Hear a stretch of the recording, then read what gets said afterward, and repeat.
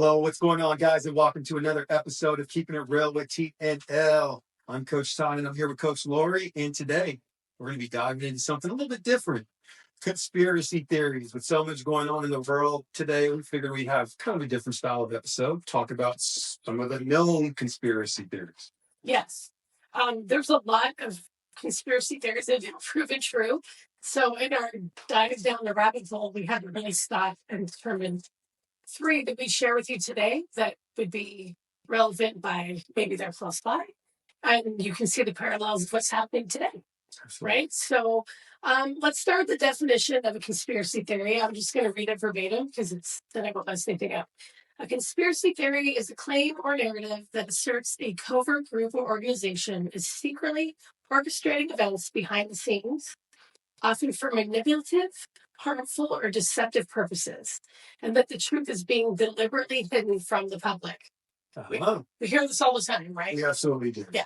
It's a conspiracy theory. So this is perfect. So let's just remind everyone that the CIA was strategically promoting the use of that word in the 1960s as an attempt to discredit their own experiments and projects that they were doing. So we're not saying they're the ones who made up the word, but as things were coming out, they were the ones who were propagating, oh, you can't listen to these people. These are all conspiracy theories. Yeah. JFK assassination being like the first time they really drove home conspiracy theory. And I mean, it's 2025 and we're still talking about waiting for all the info not being redacted to come out, right? Absolutely. And ironies that most people thought that the CIA were behind Kennedy's assassination. So it would stand to reason they were big fans of the term conspiracy theory. Okay, so speaking of the CIA, they are a big player in one of today's topics, but let me list the 3 we're going to do. First one is Bohemian Grove Gatherings, right? It's here on the Russian River, Northern California, Guerneville, Monte Rio. I guess technically Monte Rio. It backs up to Guerneville, which is a really big tourist destination in the Bay Area. Beautiful wineries not too far from there too. Then we're going to go into MK Ultra, which is 100% CIA. And then lastly, we're going to talk about how our government during Prohibition purposefully put poisons in alcohol that injured and killed a lot of people. In many cases, they didn't even say they were doing that. And we actually have some surprising death counts of what that led up to. You guys would be surprised. Yeah. People had died during a time that probably you guys don't know that it was done intentionally. Absolutely. So, but okay. The first thing, as Coach Lori said, we're kicking off with a local one, Bohemian Grove Gatherings. But hold on.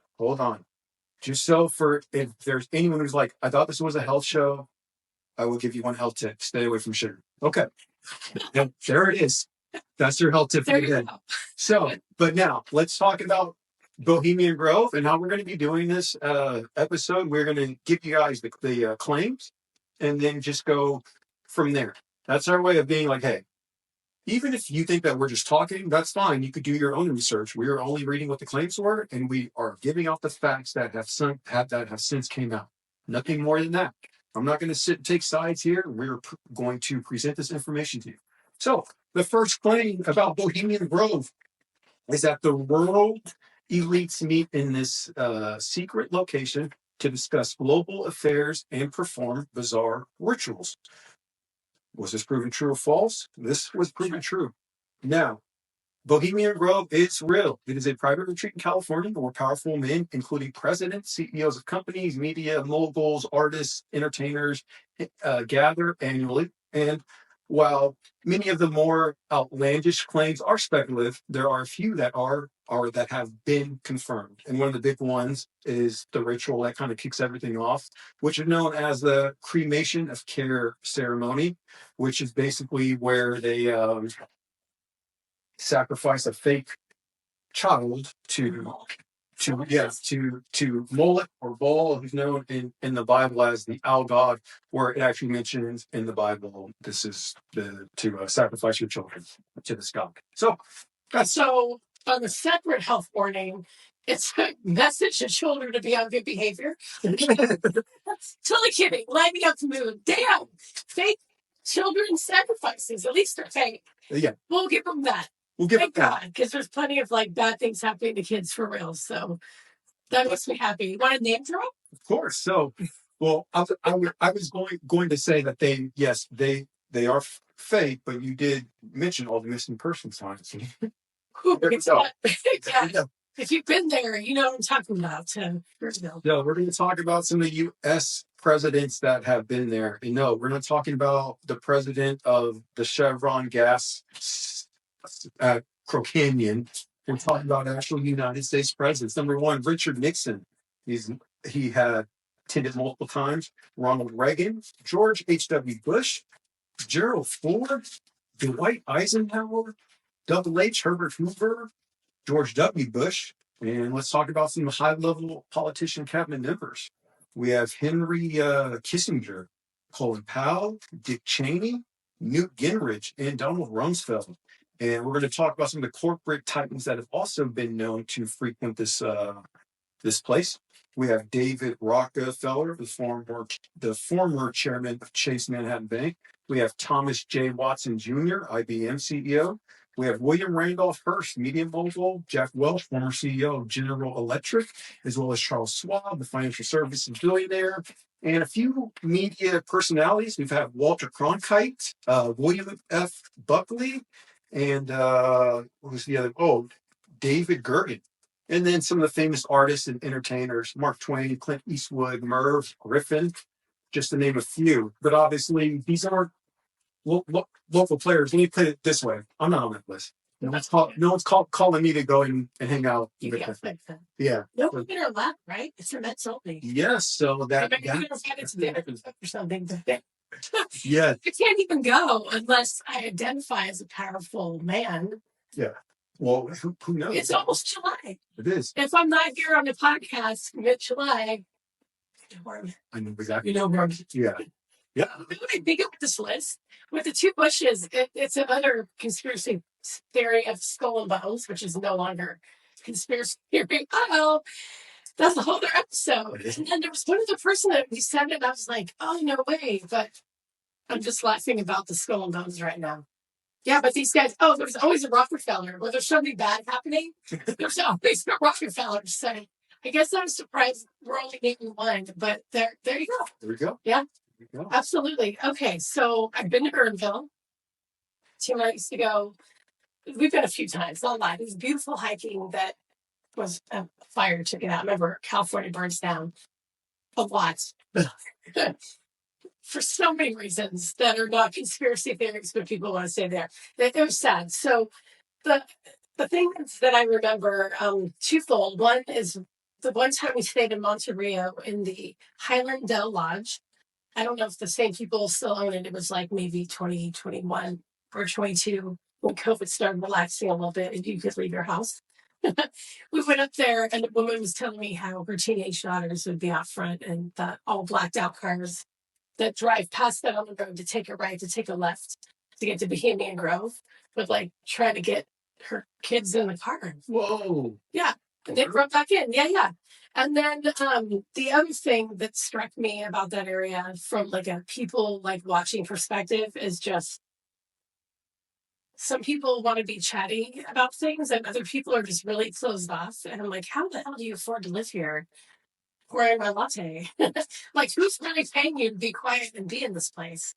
And then the last thing is all the missing people flyers on the wooden telephone or energy poles or whatever, the big wooden poles that people put the signs on.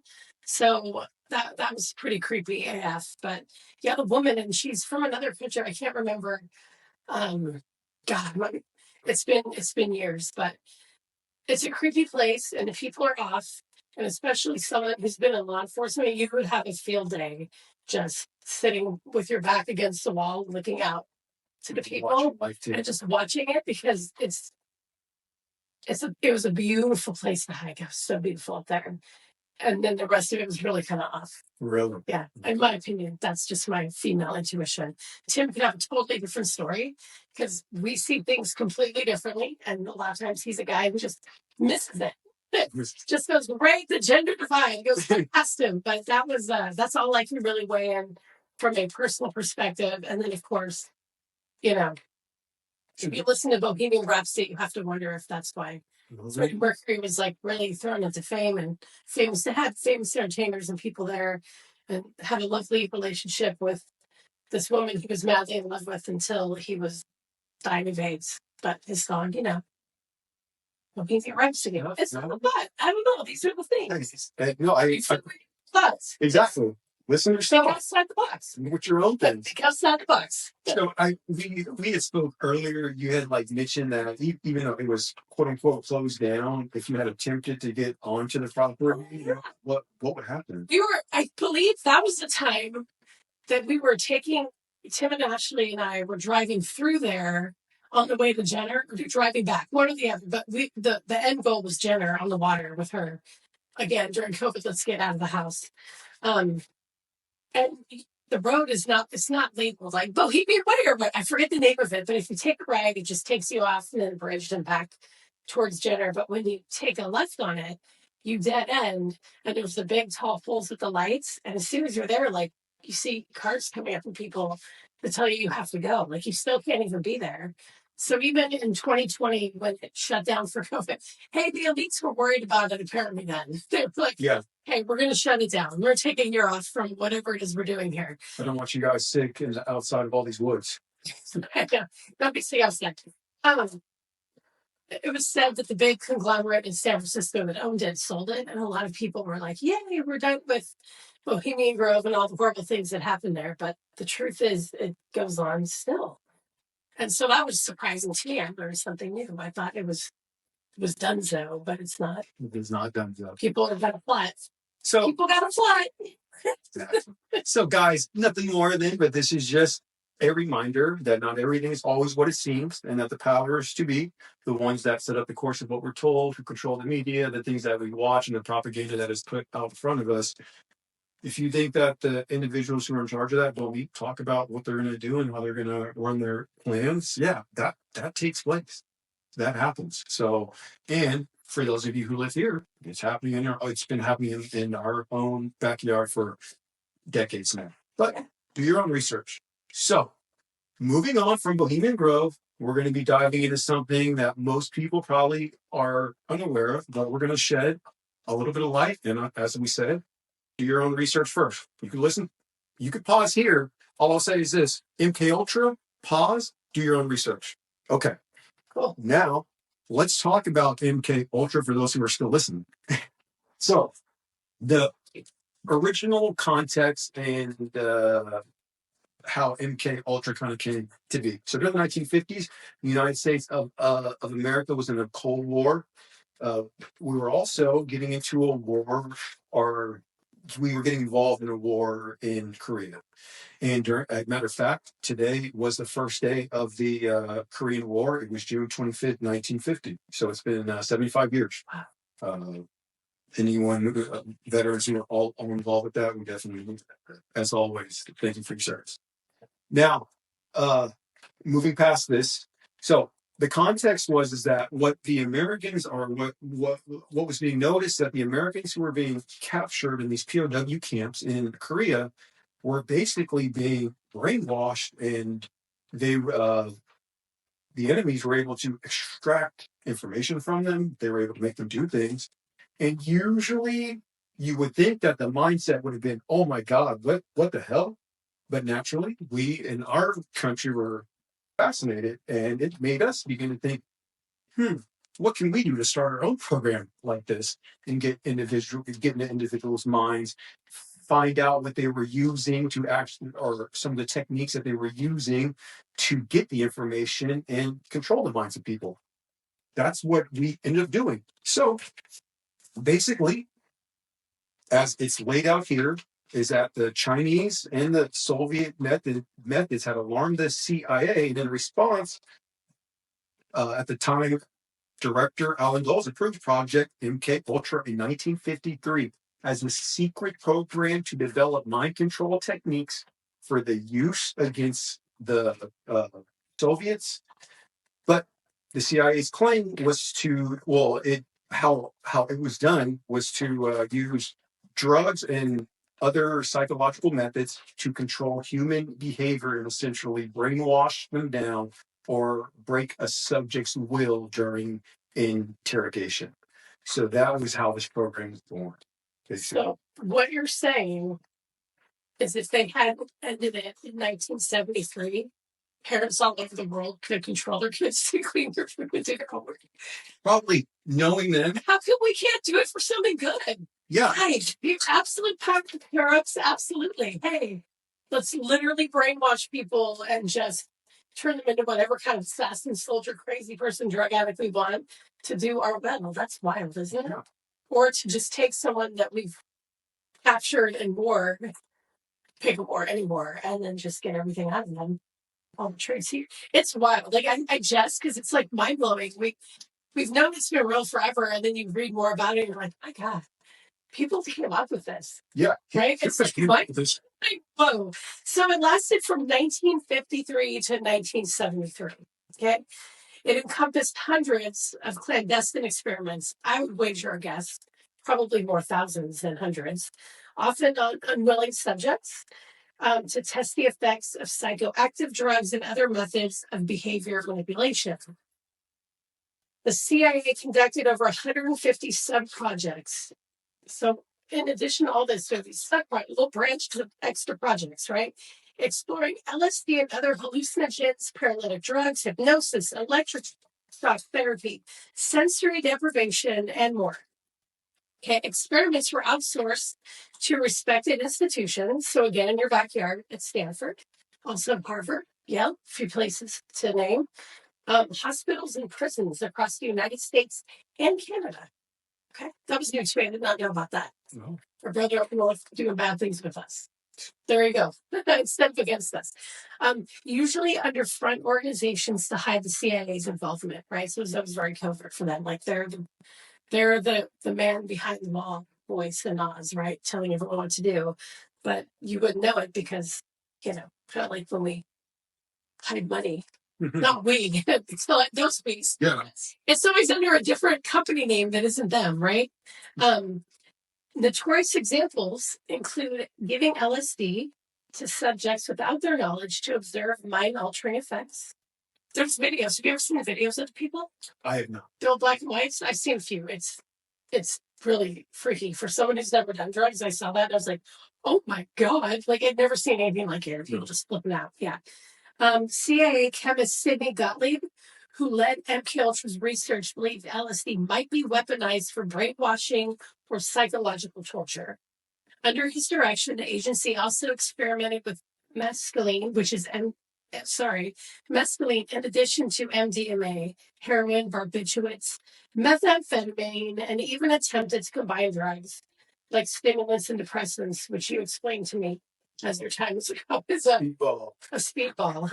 Learning new things. I take a Sudafed and I'm like climbing the walls. So that's where I'm at in this train of drug use over here. They would combine them to see if alternating doses could induce confusion or compliance. Wow. So you're just really trying to like destroy someone, break them down, control them, and get out of them what you want, right? Yeah. Or control them, make them do what you want them to do. My will, I want you to do X, Y, and Z. Yeah. And now we're going to brainwash you. And it basically, even as you laid out that way, it's almost the exact same thing. Whether it's I want you to do something for me or I want you to tell me something. Yeah. The control. Yeah. It's all about having that amount of control. And it was kind of funny. Something else that we don't have in our script, but you had sent me recently. I believe, it was about the mustard gas thing. And I just found it kind of funny how this guy was planning on using drugs for war. And then you were just telling me recently about how things that were used in war have been converted into drugs. And one of them was mustard gas and chemotherapy. Yeah. Are the exact same things that make mustard gas are now used in chemotherapy. Yeah. And so it's just this, it's like, it just goes back and forth. Like, okay, we have a drug. How can we use it in war? Okay, well, the war's no longer needed. How can we get it back as a drug to use it someplace else? If we make money with it somewhere else. So with someone. But somebody's, it's some that cost us something. Yes. Yes. So it's never, I mean, for the doctors that do everything to help people with cancer and chemo and therapy and radiation, God bless them. We have many friends that have been saved from that. But it's wild to me that chemical agents used to like kill people in war are used to help cancer patients. It's mind blowing. I didn't quite realize the extent of that, but it is. So really quick, guys, everything that Lori just laid out about all the schools involved, all the drugs involved, all the projects, these aren't something that we found on some random forum page with a bunch of weirdos up at night typing and reading. This is from the actual hearing. This is where this is coming from. Everything that we've just spoke about is what was released in the hearing, and these were only the documents that weren't shredded. So, just the fact. So, if you thought that we were just talking about drugs being used and all these other things as random thoughts, no. This is what was proven in an actual hearing. So, let's talk about that. There was closed and open hearings in regards to this in between 1975 and 1977. And the lawmakers had reviewed whatever MK Ultra records were actually brought in, because it was noted that a lot of them have been shredded. And the CIA indeed had been funding mind control experiments. Not only that, they had been doing it unwitting on citizens, and it delved into some lurid details and schemes that they were planning into the minds of some of these individuals. Some were being used by planting thoughts to get them to invent a truth serum. These are probably some of the smarter individuals. There was some other efforts of implanting remote control devices in humans. Hey, this was in the hearing. It's wild. This isn't us. Yeah. This was in a hearing. You could probably pull those documents and read it yourself, and probably should. Now, there was other talks of individuals who were being basically groomed to commit assassinations of foreign leaders. One of the people on that hit list was Fidel Castro at the time. And so they had plans to send an individual under this program to obviously assassinate him. And basically, once the hearings were wrapped up, Henry Ford at the time had made a choice that they were going to prohibit the experimentation on humans and this whole entire thing. And needless to say, they said that MK Ultra is going to be shut down. Now, okay. Yeah. It's done. So something that had been going on for 20 years, and who knows all the research that was actually found out, and who knows what the real truth is and what wasn't shredded, but something that you spent 20 years on, you don't, most of the time, you usually just don't shut down. It's usually more of, hey, somehow you guys messed up. You need to figure out how to keep this even more quiet. Yeah. You effed up. So that's what basically happened. It was supposedly shut down, but as time has passed on, we still continue to see in remnants of what we believe to be is the product of the use of this MK Ultra project with the well, I'll let Lori kind of talk about that, but we don't think it's done. We don't think it's done. And if you think about, like, semantics are important. So in the executive order, it prohibits human experimentation without informed consent. So someone's like, I want to be a remote control human, or someone's like really revved up or brainwashed into having a passionate feeling for a cause and wants to help the government however they can, for good or ill, because it's just what's in their heart. They can consent to be a part of these kinds of things if you just look at it from a legality standpoint, because it doesn't prohibit any human experimentation, informed or otherwise, right? It just says, hey, no more unwilling subjects, which was only a part of the MK Ultra thing. This is me. This is my female. That's a good point. You're like, for Tim, he never wins an argument, does he? I'm like, no, we don't argue because it's pointless. I'm totally kidding. Okay, so let's name drop. Let's start with Ken Kesey. He was a volunteer at Stanford. As a college student in 1960, he's also should be noted, wrote One Flew Over the Cuckoo's Nest. Right? There's a movie, Jack Nicholson's in it. It was highly disturbing and crazy. He volunteered for CIA-funded LSD experiments at the Veterans Administration Hospital in Menlo Park. What? We're taking care of veterans with LSD now in the 60s. He enjoyed the psychedelic experience and became an early evangelist for LSD, famously organizing acid test parties in the mid 60s where participants, along with the band The Grateful Dead, not shocking that they weren't acid by all their colorful stuff on their records, but I mean, consumed LSD in a carnival-like atmosphere. Kenzie's role helped turn MK Ultra's fringe research into a spark for the 1960s counterculture.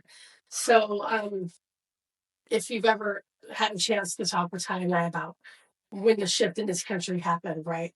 The 50s, getting moms out of the home, back into work, church getting out of the home, people are busy. I mean, the 60s and the drugs that were not provided by our government obviously was.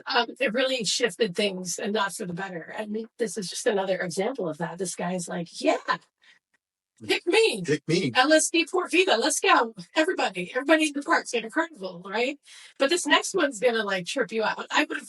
I would have guessed this guy was a MK Ultra person. So take it away with our next name drop. All right, guys. This was confirmed. Ted Kaczynski. For those of you who don't know Ted Kaczynski, you might better know him as the Unabomber. Mm-hmm. And so let's kind of talk about this. So this took place where Ted was attending Harvard. Yes. For those who don't know, Ted Kaczynski was not some crazy lunatic, despite the pictures that you see on Google that make him look like a wild man who lives in a cabin in the woods. Yeah. He was actually, here's the truth about him that most people don't know. When he was born, he was a child math prodigy. We're talking like Mozart level. But instead of pianos or music, it's math. Not only that, he was told, or it was shown, he had to take an IQ test, and as a child, he had an IQ of 167. So once again, this is a highly above average human being, not a normal individual by any means. And then at this point, he ends up going to Harvard. And while at Harvard, he takes place in the experiments. And let me just tell you guys some of what they were doing to Mr. Kaczynski. And I'm not ever by any means justifying that what he was doing was right. No, we're not saying that. We're just saying we're just going to present these facts to you. So in the experiment, Kaczynski and other students were subjected to intensive, stressful interrogations. They were told to develop a personal philosophy essay, at which point, after they had done that and they had handed that in, they endured hours of verbal abuse and psychological attacks while hooked to electrodes in an effort to measure how extreme stress impacts the mind. That was the goal. How can we measure how extreme stress impacts the mind? Not only that, researchers have unearthed evidence that Murray's Harvard study was secretly funded by the CIA as a part of MK Ultra. Not only that, the CIA's own records list behavioral modification studies at Ivy League schools being done in this era. So this is once again known. Kaczynski's participation, though no drugs were involved, is widely cited as one of the MK Ultra sub-projects, albeit the CIA's destructions of files leaves it officially unconfirmed. But years later, as we all know, Ted Kaczynski became the Unabomber, where he killed, I believe, 3 individuals and injured 23 with his multiple. It was basically a serial bomber. Like how they're serial killers, he was a serial bomber and committed multiple bombings. So, guys, like I said, we're not justifying his actions, but we are saying it's kind of funny how an individual who is linked to this type of to this type of experiment project was also linked to killings. Now, the other reason that this is interesting is because something that tends to come up when we, even now, in these times where these individuals who are doing these mass shootings or some of these things, one of the common things that they think in their mind or that they've been heard saying is, I am on a mission for the government. Yeah. And that's the action that they use to justify what they are doing. And most of them write them off. Oh, he's schizophrenic. Yeah. But if I was an experiment and doing all these things, I would think I was on a secret mission too that no one knows about. Yeah. Absolutely. Who are you talking about? Timothy McVeigh? He said yes, Timothy McVeigh. So the Oklahoma City bomber. Yeah. And he was, it's been known and it's been now documented that he was constantly telling people, I'm on a mission. Like, I'm helping out the government. I'm carrying out this task. That wasn't an accident because there have been some other FBI files that have since came out regarding them knowing about him and what he was doing. Yeah. But I'll let you do your research. Do your research. Do your own research. Don't be like Ty's this crazy guy with foil on his head. I just got a lovely head of hair here. That's right. But thank you.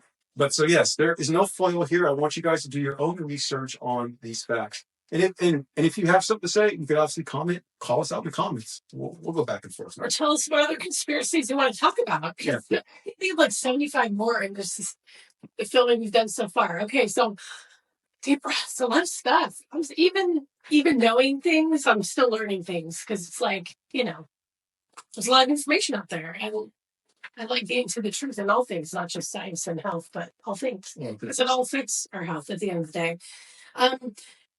You know what? That just made this an official health episode. You're welcome. Yep. Because all this affects your health. I can totally give, I'll give a fact to anybody diabetic at the end of this too that I learned this morning. Okay, cool. No, really, from Dr. Ben Bickman. Seriously, I will. Like I have other facts coming at the end. Give us like 5 more minutes. Hang tight. You're doing great. So I'm totally team MK Ultra in every one of my anytime there's a mass shooting, assassination attempt, especially like the Vegas shooter where he's gone and the room is scrubbed and clean before the Vegas police department could get in there and do anything. Like who scrubbed that room? Who went in there? Why are there different trajectories for one shooter? Anyways, I like X-Files, so it could just be that too. But in any event, you should always question things, okay? Let's wrap up with government poisoned alcohol during Prohibition. Whoa.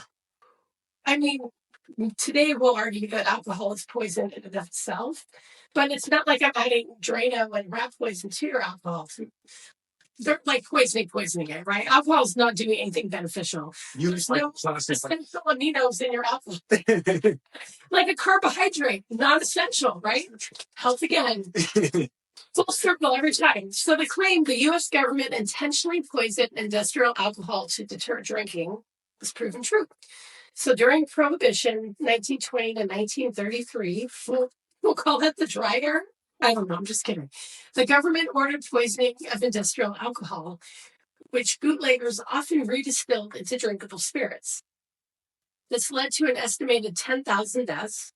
It was a deliberate tactic to discourage illegal alcohol consumption, and the public wasn't warned in many cases. So you have even more information. I mean, this one messes with me. And then it also makes me think of today, what's going on with things that we consume, but tell me what you got there, because there's a lot of good stuff. So we're just going to talk about, obviously, so what the alcohol was being poisoned. They were just adding like large amounts of ethanol into the alcohol, it sounds like. But let's talk about the lives that were lost, because this isn't one of those, these are not very small numbers by any means. So we're going to start. So once basically health officials and I'm going to get this word right, statisticians tracked a sharp rise in the poisonings, in the poisoning deaths. And so once they had started to see this kind of a pattern, there was one researcher in New York who began to keep a careful count. And this started in 1926. And he had found that in 1926, about 1,200 people were sickened by the poison alcohol, and 400 had died in New York City alone. That following year, in 1927, after the program ramped up and there was basically poisoning in most alcohol, the deaths had went from 400 to 700 in that 1 year. That's crazy. And that's 6 years after they've been doing it, so we're missing 6 years of data. Exactly, because they haven't taught the pattern yet. And then even more crazy. So that's just New York. So similar carnage was reported in other major metropolitan cities. In Philadelphia, 307 people had died from the tainted alcohol in just the month of January 1927. Just the month. And that's not only that, in Chi-Town, Chicago, 163 died that same month from alcohol in just January of 1927. And in rural areas, in one county, some 15,000 people were reported poisoned by bad liquor. Now, I just said poison, not dead, but a large amount of people were in this one county were obviously going in, and all the symptoms were the exact same, and they were able to link this one link to alcohol consumption. And it's probably easier to obviously figure that out if alcohol consumption at that time is illegal. So if you're like, what have you ate that may have gotten you sick? And if everyone and their mom say alcohol, it's much, much easier to make the trend. Yeah. Like, oh, it isn't like, oh, well, I had a bad steak and that guy had a bad freaking burger. Everyone was consuming the one thing that they weren't supposed to be consuming. And every single one of them was poison. That's clearly what we call a clue.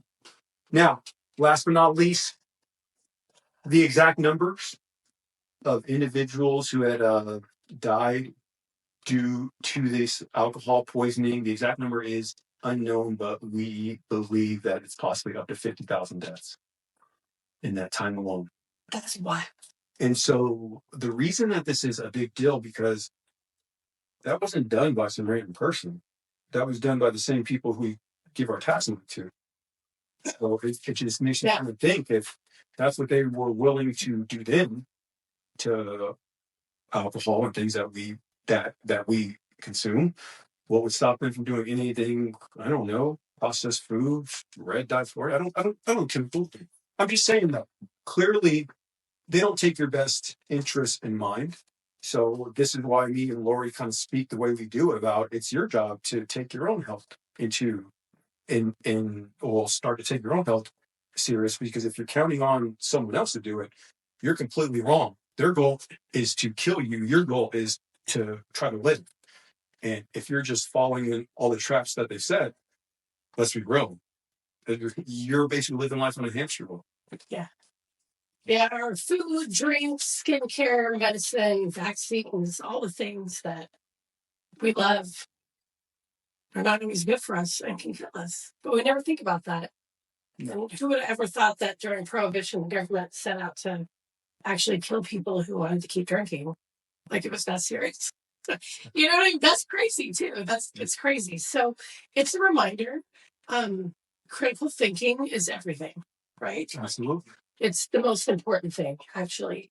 Always be your own advocate and listen to your intuition. I think that's a big deal too. When something doesn't feel right, like get out of the situation, or don't need it, don't take it, don't inject it, do whatever. You use your common sense, because this idea that we're living in a world where all the information that comes out from doctors, politicians, the media is truth and for our benefit is nonsense. Like you cannot honestly believe that is the case most of the time. Yeah. And they've proven that since the late 1800s till today. So I think the best part of going over conspiracy theories that are no longer that, they're just truths, is the reminder that you really do have to keep your best interests at heart and think critically. Not only that, guys, this is one of those things too, kind of like what Lori was just saying. We live in a time where you could research things on your own. And kind of like what we were saying, it seems to be a going trend here is this desire for control of the mind. And most of us let our minds already get controlled by the bullshit that we see on TV, that we see on social media, by what we see in magazines, books, or other things that are just, it's the same thing that's taking place right now. Notice what you're thinking. Notice what is programmed out there. I was at the gym this morning. Not here. I was at a different gym just because I was doing a little running on a treadmill. And it literally said on the news, be careful. Deadly heat temperatures threaten to wipe out Americans. Deadly heat temperatures, because there's a heat wave, I believe, like down in like the Florida area. And that is how they chose to present that information to the public. That's crazy. That's how you would talk about the temperature, and that somehow the sun is out to get you. That's how they try to get that control. That's how they propagate the fear. That's how they put those things out. So the mind control is not done. If anything, it's done on a much larger scale through everything that we use today, all with a plan to get your mind wrapped into other things, wars, nonsense, conflicts, things that aren't even like that. You don't have any business, honestly, because you're not out there doing it, but yet still you're wrapped into it. Yeah. Your mind has officially been stolen by somebody else, and now it's being manipulated. Daily. Think about this for the parents out there. You manipulate your children with fear. Oh my God, don't touch the burner. It's going to burn your hand. You're going to go to the hospital and it's going to hurt. And then they don't touch the burner unless you're like, you. And then you go to the hospital and it hurts. They're always doing that. Oh my God, don't do that. Someone's going to steal you. Don't text me in the store.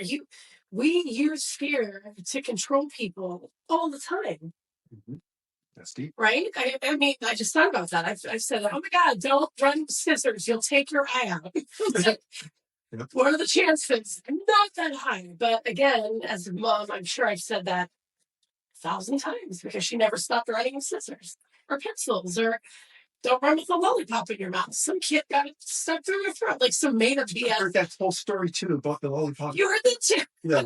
I swear it's a wives' tale, some old legend that's not true. I don't know. Just like the old classic, if you do this, your face will get stuck. No, it doesn't, Grandma. It's not great. Not maybe next to that movie Smile. Like your mouth is all like flips the Joker. Now it's tied. His mouth is stuck. His grandma's right. So, what's the last thing you want to tell people about being gaslit when idea about something? So, guys, don't let the gaslighters or people out there tell you that you are crazy. If there is something that you're questioning, you don't need to tell the world. You live in a world where you basically have a phone. You can do your own research. Nowadays, our phone basically is like having the Library of Alexandria in your pocket. All the information you want is here at your fingertips.